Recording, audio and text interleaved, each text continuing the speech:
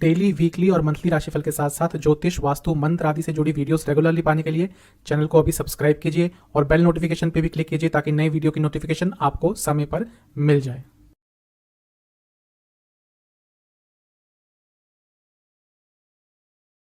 ओम गणेशाय नमः। ओम नमः शिवाय। मैं निखिल ज्योतिष आचार्य आप सभी का मेरे चैनल पे पुनः स्वागत करता हूँ। आशा करता हूँ आप सभी स्वस्थ होंगे। महादेव की कृपा आप सभी पर सदैव बनी रहे। क्या वीडियो है? धनु यानी कि सजिटेरियस लग्न के जून 2022 के मंथली राशिफल के बारे में। ये एक जनरल प्रेडिक्शन होती है, एक सामान्य विश्लेषण होता है। आपके जीवन के जितने भी प्रमुख एस्पेक्ट्स होते हैं, जैसे कि जनरल लाइफ, क्या योग बन रहे हैं, career, business, love life, married life, students और सेहत, इन सब चीज़ों को इस राशिफल में समन्वित किया जाता है और राशिफल के अंत में एक उपाय भी बताया जाता है जिससे आने वाले महीने की सकारात्मकता आपके लिए बढ़ जाए। तो शुरुआत करते हैं सेजिटेरियस के जून 2022 के मंथली हॉरोस्कोप का जनरल प्रेडिक्शंस के साथ। धनु लग्न के लिए जो आने वाला महीना है वह मोस्ट प्रोबेबली तो अच्छा ही दिख रहा है, क्योंकि एक सबसे पहले तो लग्न पर किसी भी ग्रह की दृष्टि नहीं रहेगी 15 तारीख तक। उसके बाद सूर्य महाराज आ जाएंगे जमीनाय में, फिर उनकी दृष्टि रहेगी। तो जब लग्न पे किसी की दृष्टि नहीं रहती तो लग्न के स्वामी को और अथॉरिटी मिल जाती है, और लग्न के स्वामी आपके बहुत स्ट्रांग हैं इस समय। चौथे घर में बैठे हैं, हंस महापुरुष योग बना रहे हैं, राजयोग बना रहे हैं और गुरु मंगल योग बना रहे हैं। मंगल आपके लिए बहुत शुभ ग्रह हैं, क्योंकि आपके लग्न के स्वामी बृहस्पति के साथ उनके बहुत अच्छे संबंध हैं। 5वें घर के स्वामी हैं जो कि एक त्रिकोण स्थान है। तो ओवरऑल ये जो महीना है ये आपके लिए काफ़ी शुभता लेके आएगा। बृहस्पति एक सौम्य ग्रह है, जब उनको मंगल का साथ मिलता है तो ये जो धनु लग्न के जातक हैं, इनके काम जो अटक रहे होते थे वो सारे काम पूरे हो सकते हैं। और मंगल के साथ जो ये गुरु का योग रहेगा वो महीने के ऑलमोस्ट अंत तक रहेगा। तो ये चीज़ आपके लिए बहुत अच्छी है, बहुत शुभता रहेगी। लग्न के स्वामी पर और नज़र थोड़ी डालते हैं। वैसे अच्छी पोजीशन में है, लेकिन बस थोड़ी ध्यान देने वाली बात यह है कि वो पाप कर्तरी योग में है, क्योंकि एक साइड शनि रहेंगे, एक साइड राहु रहेंगे। तो घर में माहौल थोड़ा ख़राब हो सकता है। प्रॉपर्टी में इन्वेस्ट करने के लिए समय अच्छा है, प्रॉपर्टी लेने के लिए समय अच्छा है, लेकिन साथ ही में ये भी ध्यान रखें कि सारे पेपर्स, रिटर्न वर्क, सारी लीगैलिटीज़ वो सारी क्लियर होनी चाहिए। अदरवाइज़ थोड़ी प्रॉब्लम हो सकती है, लेकिन प्रॉपर्टी खरीदने के लिए ये समय बहुत अच्छा है। ओवरऑल क्योंकि आपके लग्न के स्वामी अच्छी पोजीशन में है, तो जो ये महीना है कि आपके लिए चीज़ें आगे की तरफ बढ़ेंगी। कुछ और योग देख लेते हैं आपके कौन कौन से योग बन रहे हैं। महीने की शुरुआत में वोसी योग बनेगा, ये पैसे के लिए अच्छा होता है और ओवरऑल शुभता के लिए अच्छा होता है। बुध आदित्य योग, जिसको निपुण योग भी कहते हैं, वो छठे भाव में रहेगा, तो स्टूडेंट्स के लिए अच्छा समय रहेगा। और ओवरऑल भी क्योंकि छठे भाव में बन रहा है तो अपनी बुद्धिमत्ता से अपनी रुकावटों को दूर कर पाएंगे। जैसा मैंने कहा, गुरु मंगल योग बन रहा है, ये भी बहुत अच्छा है। पर्वत योग बन रहा है, ये आपके भाग्य को बढ़ाएगा, भाग्य में वृद्धि करेगा। और इसके साथ ही कूर्म योग बन रहा है, ये एक स्टेबिलिटी आपकी लाइफ में इस महीने दे के जाएगा। पाश योग जो नाभस योग होता है, जैसा मैं पहले ही बता चुका हूँ, जब नाभस योग कोई भी बनता है तो हर कुंडली में बनता है, हर लग्न की कुंडली में उस समय वो विद्यमान होता है, लेकिन अलग अलग रिजल्ट देता है, क्योंकि कौन से भाव इसमें इंक्लूड होते हैं उसके हिसाब से चीज़ें बदल जाती हैं। तो आपके लिए जिस तरह से पास योग बन रहा है तो साफ बता रहा है कि ये महीना रहेगा आपके लिए अपने आप को और जानने का, अपनी लाइफ को एनालाइज करने का। तो महीना अच्छा है, इसका लाभ उठाइएगा। मुझे लग रहा है कि इस महीने में आपके व्यक्तिगत जीवन में बहुत चेंजेस आने वाले हैं। कुछ नया आप करेंगे अवश्य इस महीने में, जो आपकी लाइफ को एक नई डायरेक्शन दे सकता है। बस कुछ भी करें उसको जल्दबाजी से ना करें। चीज़ों की एक लय होती है, चीज़ों की एक स्पीड होती है अपनी, उस स्पीड को ध्यान में रखते ही चीज़ों को आगे बढ़ाएं। कई रुके हुए कार्य आपके इस महीने में पूरे हो सकते हैं। और ऐसा मुझे लग रहा है कि आप अपनी सेहत को लेकर भी बहुत सीरियस हो जाएंगे। 2-3 चीज़ों का ध्यान रखना है। एक, कुछ भी चीज़ को बहुत ज़्यादा डिले नहीं करना। कुछ चीज़ आपने बहुत डिले करना शुरू कर दी तो उसमें प्रॉब्लम होगी। अपनी बातों को स्पष्ट रखें, क्योंकि आपकी बातों को कई लोग बहुत गलत तरीके से समझेंगे, तो अपनी बातों को स्पष्ट रखें। और तीसरा, डिस्ट्रैक्शन बहुत हो सकती है, मतलब कि फोकस की कई जगह कमी हो सकती है लाइफ में, और वो जो ये महीना वैसे तो अच्छा दिख रहा है उस चीज़ में थोड़ा सा खलल डाल सकती है। महीने का जो शुरुआती भाग है इसमें पैसा आएगा, इसमें एक कंटेंटमेंट की भावना रहेगी, कई लोगों से आपको हेल्प मिल सकती है। जो महीने का बीच का भाग है इसमें रुकावटें दूर होंगी, आप अपनी बुरी आदतों को छोड़ सकते हैं, एडिक्शंस को छोड़ सकते हैं, और पैसों के संबंध में और किसी और भौतिक सुख के संबंध में भी कुछ ना कुछ पॉजिटिव होगा। जो महीने का अंतिम भाग है यहाँ पर लाइफ एक आपकी एक लय में आ जाएगी, जिसकी कभी कभी कमी हो जाती है, एक स्पीड पकड़ लेगी आपकी लाइफ, और आपके कई रुके हुए कार्य महीने के अंतिम भाग में अवश्य पूरे होंगे। तो महीना अच्छा दिख रहा है, लाभ उठाइएगा। करियर यानी कि जॉब की तरफ, जो लोग जॉब करते हैं महीना मिला जुला दिख रहा है, अच्छा रहेगा, मेहनत भरा रहेगा। पहले 10वें भाव को देखा जाता है, तो 10वें भाव पर बृहस्पति की दृष्टि रहेगी, जो लग्न के स्वामी है, महापुरुष योग बना रहे हैं, राजयोग बना रहे हैं, तो करियर में आगे तो बढ़ेंगे। लेकिन मंगल देख रहे हैं, ठीक है, लेकिन मंगल इस समय आपके एकदम दिग्बल लूज कर चुके हैं। दिग्बल जब मंगल का लूज हो जाता है, दिग्बल ही वो तभी होते हैं जब 10वें घर में होते हैं, और चौथे घर में जाते हैं तो एकदम उसके अपोजिट होते हैं। तो अथॉरिटी नहीं रहेगी, आपकी बातों को नहीं सुना जाएगा, आपके डिसीजंस को ज़्यादा तवज्जो नहीं दिया जाएगा, आप कुछ भी अच्छा कर लें उसको ज़्यादा रिकग्निशन इस महीने नहीं मिलेगा, और ये चीज़ आपको बहुत चुभेगी। अथॉरिटी की कमी, स्पेशली जो लोग थोड़ी अपर पोजीशंस पे हैं, हायर पोजीशंस पे हैं, मैनेजर लेवल पे हैं, कई ईयर्स का एक्सपीरियंस है, जब उनके साथ ऐसा होता है, और स्पेशली ये देखा जाता है कॉर्पोरेट सेक्टर में बहुत होता है कि यदि अगर ऑफिस पॉलिटिक्स आपके खिलाफ होती है तो सबसे पहले यही चीज़ होना शुरू होती है कि आपके डिसीजंस को ओवरलुक किया जाता है। तो ऐसा आपके साथ इस महीने में हो सकता है, थोड़ा बच के रहिएगा। छठे भाव में सूर्य और बुध का होना, जो बुध आदित्य योग बना रहे हैं, ये एक चीज़ बता रही है कि लोग आपको तंग करने की कोशिश करेंगे, लेकिन आपने थोड़ा धैर्य दिखाया, थोड़ा बुद्धिमत्ता से काम लिया, तो फिर भी आप चीज़ों को हैंडल कर पाएंगे। बहुत सारे चेंजेस आने वाले हैं आपके करियर में, यदि आपने उनको हैंडल कर लिया तो अच्छा रहेगा, लेकिन यदि कहीं उस प्रेशर में बह गए तो ये महीना करियर में थोड़ा सा आपके लिए नकारात्मक नहीं कहूँगा, लेकिन तनावपूर्ण रह सकता है। मैं ये कहूँगा कि जहाँ पर बोलने की आवश्यकता नहीं है वहाँ पर नहीं बोलेंगे तो बहुत अच्छा रहेगा, लेकिन ये समझना बहुत मुश्किल होता है कि हमें कहाँ नहीं बोलना, तो इस चीज़ का प्रयास कीजिएगा। काम का प्रेशर ज़्यादा रहेगा, कभी कभी आपके जो सेंसेस हैं, आपके जो काम करने का तरीका है, उसमें थोड़ा स्लोनेस भी आ जाएगी, उसके कारण भी कहीं कहीं पे प्रॉब्लम हो सकती है। मैं ये कहूँगा कि इस महीने जितना आप अपने काम से काम रखेंगे ना, उतना आपके लिए अच्छा रहेगा। ना ही किसी की लाइफ में इन्वॉल्व होइए अपने ऑफिस में, ना ही ऑफिस गॉसिप्स का हिस्सा बनिएगा। ये सब चीज़ें आपको डिस्ट्रैक्टेड करेंगी और आपके खिलाफ ही जाएंगी। इमोशंस को स्थान मत दीजिएगा, करियर आपके लिए प्रॉब्लम होगी। अगर कुछ ग्रोथ नहीं भी होती इस महीने तो उसको भी अपने मन पर ज़्यादा नकारात्मक प्रभाव मत डालने दीजिएगा। मैंने जैसा कहा कि कंट्रोल थोड़ा खो देंगे इस महीने, जरूरी नहीं कि आगे भी ऐसा ही रहेगा, लेकिन इस महीने यदि ऐसी सिचुएशन बनती भी है तो कोई बात नहीं। आपको ये समझना होगा कि लाइफ अप्स एंड डाउन्स के साथ आती है, कभी अप्स कभी डाउन। तो हो सकता है इस महीने आपके पास अथॉरिटी नहीं है, तो हो सकता है उसके अगले महीने आपके पास फिर से सारा कंट्रोल आ जाए। तो ये महीना पूरा आपको धैर्यपूर्ण रखना है। महीने के शुरुआती भाग में बहुत सारे चेंजेस आएंगे और आपको इमोशनली हर्ट करेंगे। आप कितना भी दूर रहें, आप शायद उन चीज़ों को अपने भावनात्मक चीज़ पर भावनात्मक जो आपका साइड है उस पर अफेक्ट होने से नहीं रोक पाएंगे। जो महीने का बीच का भाग है इसमें हो सकता है थोड़ा बहुत चीज़ें स्टेबल हो जाएं, आपको किसी का साथ मिले, आपको किसी कलीग का साथ मिले तो चीज़ें थोड़ी स्टेबल हो जाएं। जो महीने का अंतिम भाग है यहाँ पे चीज़ें थोड़ी बेटर होंगी। हो सकता है जो लोग नई जॉब ढूंढ रहे थे उनको अचानक से महीने के अंतिम भाग में 21 से 25-26 के बीच में कोई बहुत अच्छी न्यूज़ इस संदर्भ में मिल सकती है। तो ओवरऑल आपके लिए महीना थोड़ा सा मिला जुला सा है।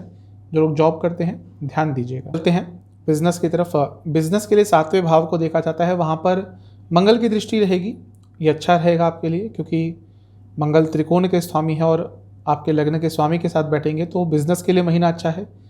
15 तारीख के बाद सूर्य आ जाएंगे 7वें घर में और वो 9वें भाव के स्वामी हैं। 2 त्रिकोण के स्वामियों का आपको यानी कि जो बिज़नेस करते हैं उनको साथ मिलने वाला है। तो ये महीना बिज़नेस के लिए अच्छा है, चीज़ें बहुत आगे बढ़ेंगी। अचानक से नए पार्टनरशिप्स, नए एसोसिएट्स, नए ऑर्डर्स मिलने शुरू हो जाएंगे। हो सकता है गवर्नमेंट की तरफ से भी आपको कोई कॉन्ट्रैक्ट मिल जाए, और यदि जो बेटरमेंट होगी वो महीने के मध्य भाग के बाद ज़्यादा होगी, लेकिन महीना पूरा ही अच्छा है। बुध 7वें भाव के स्वामी है, वक्री होकर बैठे होंगे 6ठे भाव में, और महीने की शुरुआत ही में वक्री से मार्गी हो जाएंगे।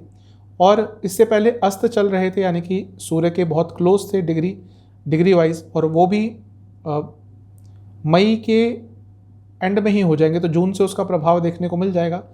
तो ये आपके लिए अच्छा ही रहेगा, बहुत अच्छे निर्णय ले पाएंगे, जो लॉसेस हुए थे वो कंट्रोल होंगे, उसकी भरपाई हो सकती है, और खर्चे जो हो रहे थे वो थोड़े कम होंगे।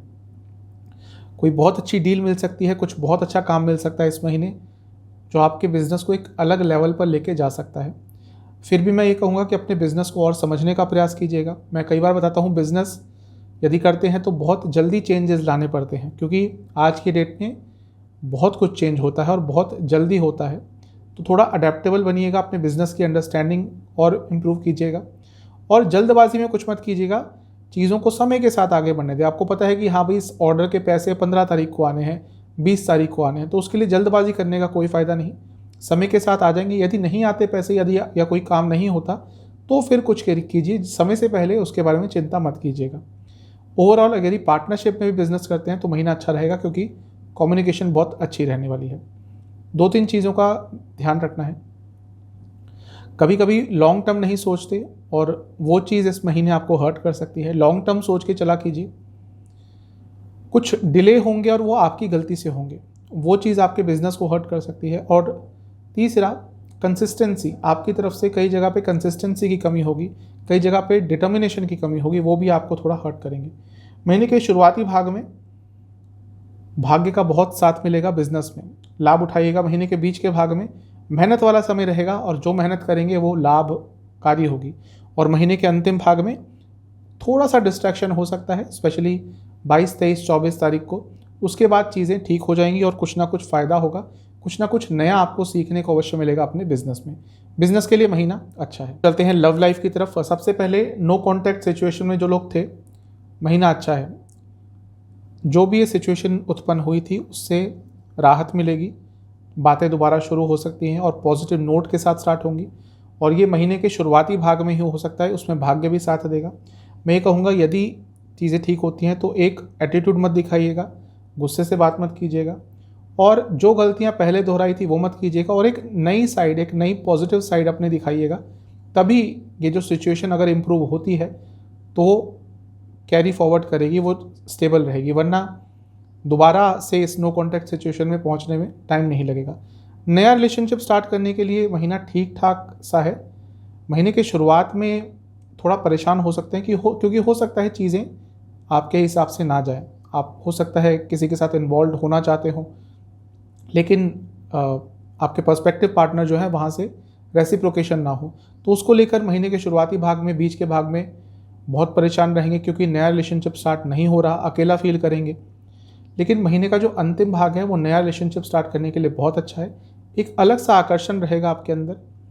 और देखिए, आकर्षण सबका अलग अलग होता है। आपके प्रति किसी व्यक्ति को क्या चीज़ आकर्षित लगे ये कह नहीं सकते, तो उसी हिसाब से हो सकता है कोई ऐसा व्यक्ति आपके ज़िंदगी में आए जिसको आपकी कोई चीज़ अच्छी लगती हो, और उसके कारण हो सकता है आपका रिलेशनशिप महीने के अंतिम भाग में स्टार्ट हो जाए।